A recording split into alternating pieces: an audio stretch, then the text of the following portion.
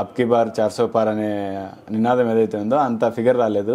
ఈసారితో మోడీది అయిపోయింది, ఏం లేదు అని కొంతమంది మాట్లాడుతున్నారు. అండ్ ఇంకా యోగి ఆదిత్యనాథ్ కూడా తగ్గాడు అనే వార్తలు కొన్ని వస్తున్నాయి. బుల్డోజర్లు ఇంతకుముందు తిరిగినంతగా ఇప్పుడు తిరుగుతలేరని. సో ఇప్పుడు వాళ్ళు చేస్తున్న పనులేంటి, చెయ్యబోయే పనులేంటి? మోడీ హవా పార్లమెంట్ ఎన్నికల తర్వాత తగ్గినట్టుగా అనిపించింది. రాహుల్ గాంధీ కూడా అసలు ఇంకా దున్నేస్తాం మేము అన్నట్టుగా ముందుకు పోయాడు. తర్వాత ఏమైంది, హర్యానా ఎన్నికలు వచ్చినాయి. హర్యానా ఎన్నికల్లో, జమ్మూ కాశ్మీర్ ఎన్నికల్లో బొక్కబొర్ల పడింది కాంగ్రెస్. జమ్మూ కాశ్మీర్లో కూడా కాంగ్రెస్ ఏం రాలే. ఇండి కూటమిలో ఉన్న ఒమర్ అబ్దుల్లా సీఎం అయిపోయి భారత్ ప్రతిజ్ఞ చేశాడు. మొదటిసారి భారత రాజ్యాంగం మీద ప్రతిజ్ఞ కూడా చేయడం జరిగింది. కాబట్టి అక్కడ కూడా మోడీ నెగ్గినట్టే.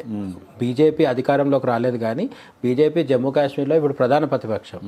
కాంగ్రెస్ లెక్కలో కూడా లేదు, సోదిలో లేదు, అటు ప్రభుత్వంలో లేదు, ఇటు ప్రతిపక్షంలో లేదు. సో అయిపోయింది పరిస్థితి. రెండోది, హర్యానాలో 2 సార్లు గెలవడమే చాలా కష్టం. అటువంటిది రికార్డు సృష్టించింది బీజేపీ.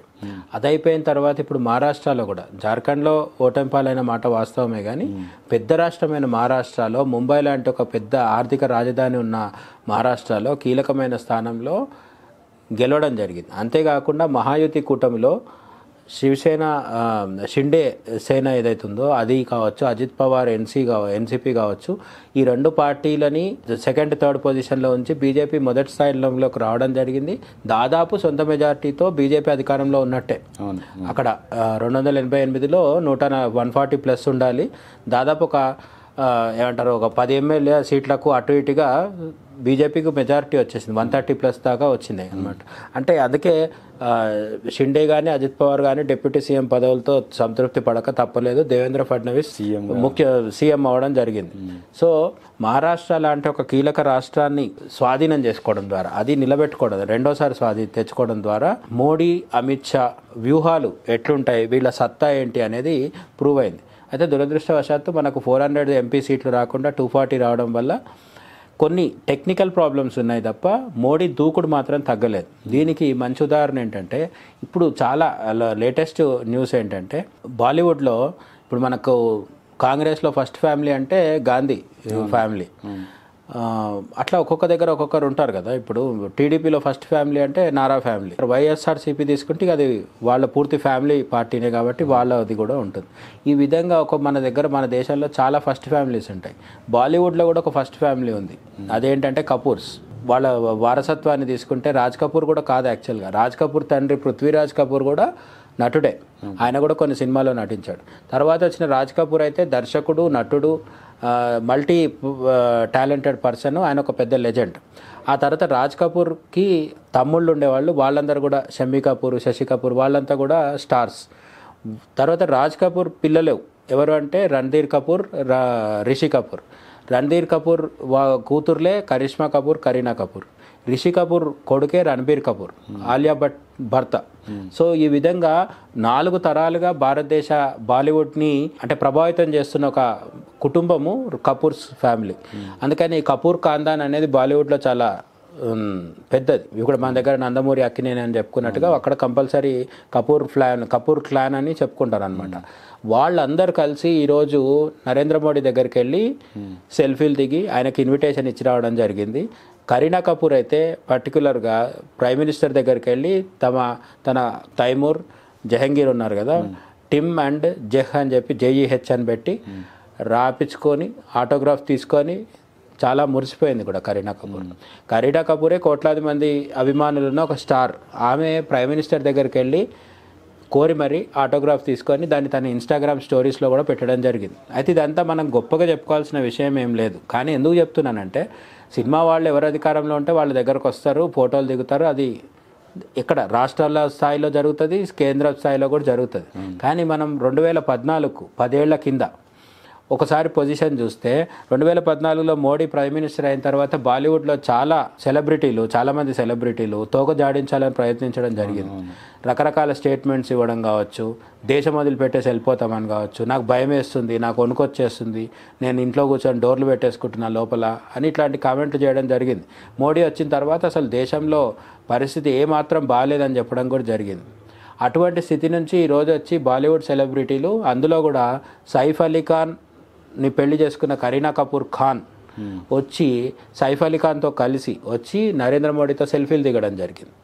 సైఫ్ అలీ ఖాన్ ఎవరు అంటే మనకు తెలిసిందే కదా, ఆయన మతపరంగా చూసినప్పుడు ముస్లిం. ఆయన ఎప్పుడు మతపరమైన కామెంట్స్ చేశాడని కాదు నా ఉద్దేశం, కానీ ఆయన రిలీజన్ అయితే ఆయన పాటించే మతం అయితే ఇస్లాం. ఆయన తండ్రి నవాబ్ అలీబ్ ఖాన్ పటౌడీ ఖాన్దాన్ వాళ్ళది, అంటే వాళ్ళది ఒకప్పుడు రాజుల కుటుంబం. తర్వాత సైఫ్ అలీ ఖాన్ తండ్రి భారతదేశానికి ఇండియన్ క్రికెట్ టీంకి కెప్టెన్గా కూడా ఉండేవాడు. ఈ సైఫ్ అలీ ఖాన్ తల్లి షర్మిలా ఠాగూర్, ఆమె కూడా చాలా పెద్ద సెలబ్రిటీ, ఒకప్పుడు పెద్ద టాప్ హీరోయిన్ ఆమె.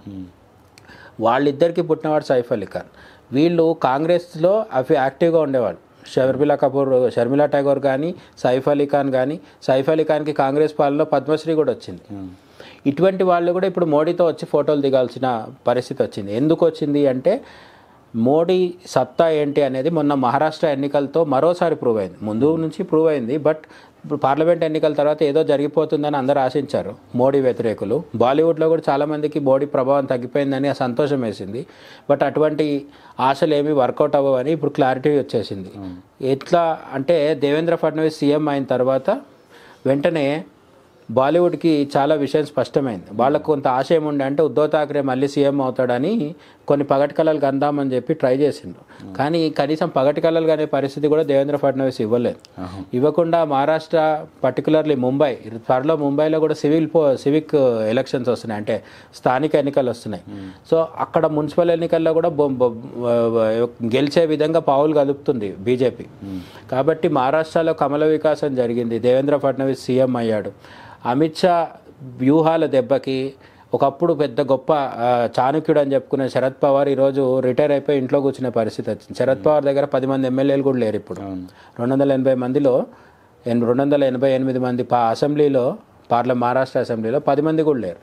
ఆ తర్వాత ఉద్ధవ్ ఠాక్రే పరిస్థితి కూడా ఏంటంటే ఎవడు పట్టించుకునేటోడు లేడు. ఇప్పుడు బాల్ ఠాక్రే ఉన్నప్పుడు ఒక వెలిగిన శివసేన ఇప్పుడు ప్రధానంగా ఏక్నాథ్ షిండేదే శివసేనగా మారింది. ఉద్ధవ్ ఠాక్రే చేతిలో ఉన్న శివసేనకి దిక్కుమక్కు లేకుండా పడిన పరిస్థితి వచ్చింది. 5 ఏళ్ల తర్వాత పరిస్థితి మారొచ్చు, నేనేమి ఇదే పరిస్థితి పర్మనెంట్గా ఉంటుందని చెప్పలేను. రాజకీయాల్లో ఎప్పుడు ఎవడైనా ఎదగొచ్చు. కానీ ఈరోజు మాత్రం దేవేంద్ర ఫడ్నవీస్ గేమ్ చేంజర్. ఆయన వెనుకున్నది మోడీ అండ్ అమిత్ షా. 10 ఏళ్ల కాలం తర్వాత కూడా ఇంత బలంగా ఒక ప్రధాని ఉండడం రాష్ట్ర రాజకీయాల్లో సైతం, కేంద్రంలో ఢిల్లీలో కాదు రాష్ట్ర రాజకీయాల్లో సైతం ఉండడం, ఇది మోడీ సత్తాకి చాలా నిదర్శనం లాంటిది. అంతేకాదు ఈ 10 ఏళ్ల కాలంలో బాలీవుడ్ వాళ్ళతో ఫోటోలు దిగడం అనేది మోడీ సాధించిన గొప్ప విజయం ఏం కాదు. వాళ్ళకి అవసరం ఉంది కాబట్టి వస్తారు. రాజ్ కపూర్ 100వ జన్మదినం వస్తుంది, జయంతి. సో అది వస్తుంది, దానికి అటెండ్ అవ్వమని ఆహ్వానించడం కోసము వాళ్ళు రావడం జరిగింది. ఇది కపూర్ ఫ్యామిలీ మొత్తం, రణబీర్ కపూర్, ఆలియా భట్, కరీనా, కరిష్మా, సైఫ్ అలీ ఖాన్, వీళ్ళందరూ రావడం జరిగింది. వీళ్ళందరూ వచ్చి ఈవెన్ రణబీర్ కపూర్ చెల్లెలు రిధిమా కూడా వచ్చింది. సో వీళ్ళందరూ వచ్చి ఫోటోలు దిగడం అదొక పక్కన పెడితే, అంటే బాలీవుడ్లో ఉన్న వాళ్ళు కూడా ఇప్పుడు బీజేపీకి జై కొట్టక తప్పని పరిస్థితి వచ్చింది. బట్ ఇది పైన మాత్రమే. యాక్చువల్గా గ్రౌండ్ లెవెల్లో ఏం జరిగింది, మోడీ 10 ఏళ్లలో ఏం చేశాడు, ప్రజలు ఎందుకు మోడీని ఇంకా నమ్ముతున్నారు అనే దాన్ని ఒకసారి మనం చూస్తే, ఒకప్పుడు మోడీ జన్ధన్ ఖాతాలు ఓపెన్ చేయించాడు. 40 కోట్ల జన్ధన్ ఖాతాలు ఓపెన్ అయినాయి. జనాల చేత అకౌంట్స్ ఓపెన్ బ్యాంకు ఖాతాలు ఓపెన్ చేపిస్తున్నప్పుడు చిదంబరం లాంటి మేధావులు నవ్వుకోవడం జరిగింది. మేమే గొప్ప ఆర్థికవేత్తలమని చెప్పుకొని లండన్లో, అక్కడ అమెరికాలో చదువుకొని వచ్చిన ఎకనామిక్స్ మన రఘురామ్ రాజన్ లాంటి వాళ్ళు వెకిల్ నవ్వులు నవ్వడం జరిగింది. ఇప్పుడు ఆ జన్ధన్ ఖాతాల వల్ల ఏమైంది, డబ్బు బీరువాల్లో, ఇనుప పెట్టెల్లో మూలగట్లేదు, బయటికి వచ్చేస్తుంది, బ్యాంకులలో ఉంటుంది. అంతేకాకుండా నోట్ల రద్దు జరిగింది. నోట్ల రద్దు జరిగినప్పుడు జనం అసౌకర్యానికి గురయ్యారు అనేది నేను కూడా ఒప్పుకుంటాను. చాలా ఇబ్బంది పడ్డారు, అది అయిపోయింది. కానీ ఆ తర్వాత దీర్ఘకాలంలో లాంగ్ రన్లో నోట్ల రద్దు వల్ల జరిగిన మంచి విషయం ఏంటంటే జనాల దగ్గర డబ్బులు ఇంట్లో ఉండడం తగ్గిపోయింది. వాళ్ళు ఖాతాల్లో పెట్టుకుంటున్నారు. ఎవరు కూరగాయలు అమ్మేవాళ్ళు, అట్లా వాళ్ళ దగ్గర నుంచి మొదలు పెడితే పెద్ద పెద్ద రియల్ ఎస్టేట్ వ్యాపారుల వరకు అందరూ కూడా తమ డబ్బును అకౌంట్లో ఉంచి యూపీఐ ఇప్పుడు ప్రపంచంలోనే ఇండియాలో ఉన్న యూపీఐ వ్యవస్థ అనేది చాలా వాటికి ఆదర్శం. వాళ్ళు ఈ పద్ధతి మొత్తం ఈ టెక్నాలజీని ఈ సిస్టమ్ని మాకు కూడా ఇవ్వండి అని అడిగి చాలా దేశాలు తీసుకుంటున్నాయి. యూపీఐ అనేది అసలు అమెరికాలో, ఇంగ్లాండ్లో, యూరోప్లో కూడా లేనంత స్థాయిలో మన దగ్గర జరుగుతుంది.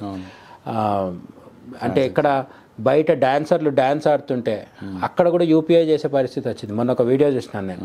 డాన్సర్ డాన్స్ ఆడుతూ ఆమె నడుముకి స్కానర్ ఉంది, అదేమంటారా ఆ బొమ్మ ఉంది మన స్కాన్ చేసుకోవడానికి, ఆ స్కాన్ చేసుకోవడానికి ఉంది. ఈ చూస్తున్న అభిమాని ఎవడైతున్నాడో వాడు స్కాన్ చేసి డబ్బులు పంపిస్తున్నాడు ఆమెకి. అంటే ఇంతకుముందు ఇట్లా నోట్లు విసిరే పరిస్థితి నుంచి ఇప్పుడు యూపీఐని వాడుకోవడం దాకా వచ్చింది. అట్లా డబ్బులు వేయడం మంచిదని కాదు నా ఉద్దేశం. ఇక్కడ చెప్పేది ఏంటంటే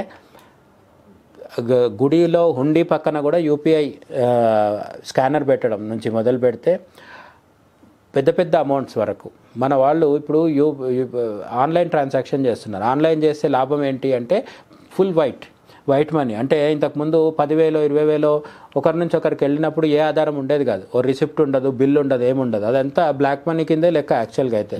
దానివల్ల ప్రభుత్వానికి ఆదాయం ఉండదు. ఇప్పుడు అట్లా కాకపోవడం వల్ల యూపీఐ ట్రాన్సాక్షన్స్ వల్ల ప్రభుత్వానికి ఆదాయం పెరిగింది మోడీ వచ్చిన 10 ఏళ్ల కాలంలో. అందువల్ల ఇన్ఫ్రాస్ట్రక్చర్ పెరుగుతుంది. చాలా చోట్ల పెద్ద పెద్ద రోడ్లు వేస్తున్నారు, హైవేలు వస్తున్నాయి, పెద్ద పెద్ద ప్రాజెక్ట్స్ వస్తున్నాయి. రైల్వేస్లో కొత్త వందే భారత్ రైళ్ళు లాంటివి కొత్తవి వస్తున్నాయి. కొన్ని ఫెయిల్యూర్స్ ఉండొచ్చు, 10 ఏళ్ల కాలంలో చిన్న ఫెయిల్యూర్స్ ఉండొచ్చు, రైలు యాక్సిడెంట్స్ అవ్వచ్చు, ఏదైనా జరగవచ్చు. కానీ కొత్త మార్పులు అంతకంటే ఎక్కువ వస్తున్నాయి. కాశ్మీర్లో, అస్సాంలో, అరుణాచల్ ప్రదేశ్లో కూడా చైనా బార్డర్లో కూడా మనం పెద్ద పెద్ద టనల్స్ నిర్మిస్తున్నాం, పెద్ద పెద్ద బ్రిడ్జిలు నిర్మిస్తున్నాం. ప్రపంచంలోనే ఎత్తైన బ్రిడ్జిలు మన ఆర్మీ నిర్మిస్తుంది. వీటన్నిటికీ డబ్బులు ఎక్కడ వస్తున్నాయి? ఈ డబ్బులు రావాలంటే మనం యూపీఐ ట్రాన్సాక్షన్ చేసినప్పుడు వైట్ మనీ ఫ్లో అవుతుంది కాబట్టి మనీ ఫ్లో పెరుగుతుంది.